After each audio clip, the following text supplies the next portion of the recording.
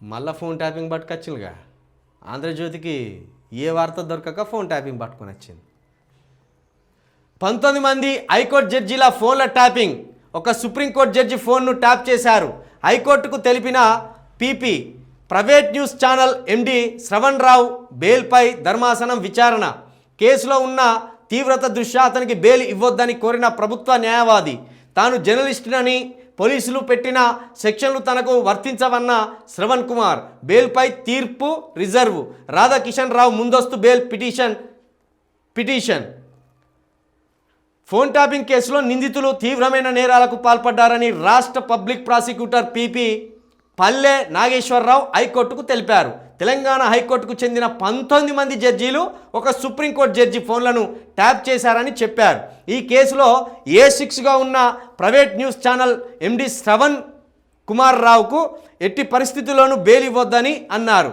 Phone tapping కేసుతో తనకు ఎలాంటి సంబంధం లేదని, తాను ఒక జర్నలిస్టునని, పోలీసులు పెట్టిన సెక్షన్లు తనకు వర్తించవని పేర్కొంటూ శ్రవణ్ కుమార్ దాఖలు చేసిన బెయిల్ పిటిషన్పై జస్టిస్ కె సుజన ధర్మాసనం శుక్రవారం విచారణ చేపట్టింది. ఈ సందర్భంగా పల్లె నాగేశ్వరరావు వాదనలు వినిపిస్తూ శ్రవణ్ రావును తప్పించుకు తిరుగుతున్న నేరస్తుడిగా ప్రకటించాల్సిందిగా దిగువ కోర్టులో ఇప్పటికే పిటిషన్ దాఖలు చేశామని తెలిపారు.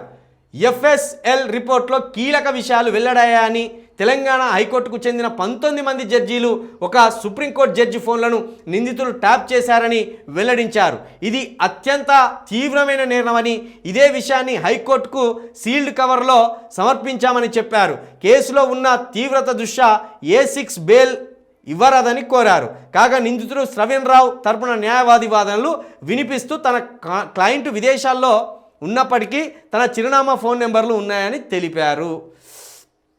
మొత్తానికి ఎక్కడికెక్కడ తిరుగుతుంది చూడు తెలంగాణ ఫోన్ ట్యాపింగ్.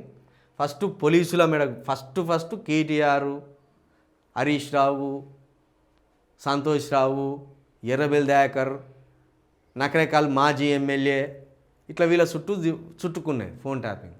తర్వాత పోలీసుల చుట్టుకున్నది. పోలీసుల దగ్గర నుంచి ఆఖరికి జడ్జిల కాడికి వచ్చిందా. 19 మంది జడ్జీలాట. దాంట్లో ఒక సుప్రీంకోర్టు జడ్జి కూడా ఉన్నాడట. అసలు నిజంగా ఫోన్ ట్యాపింగ్ జరిగినాయా, జరగలేదా, లేకపోతే దీని చుట్టూ డ్రామా అల్లుతూ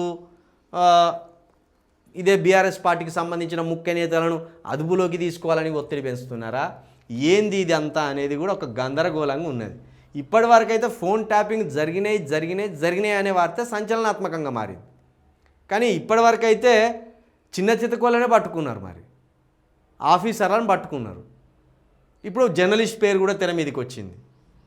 మరి ఇదంతా ఏంది, దీని వెనుక ఎవరుండి నడిపించింది అనేది మాత్రం ఇంకా కూపి లాగవలసిన పని ఉన్నది. మరి ఇది చాలా పెద్ద నేరం కదా మరి.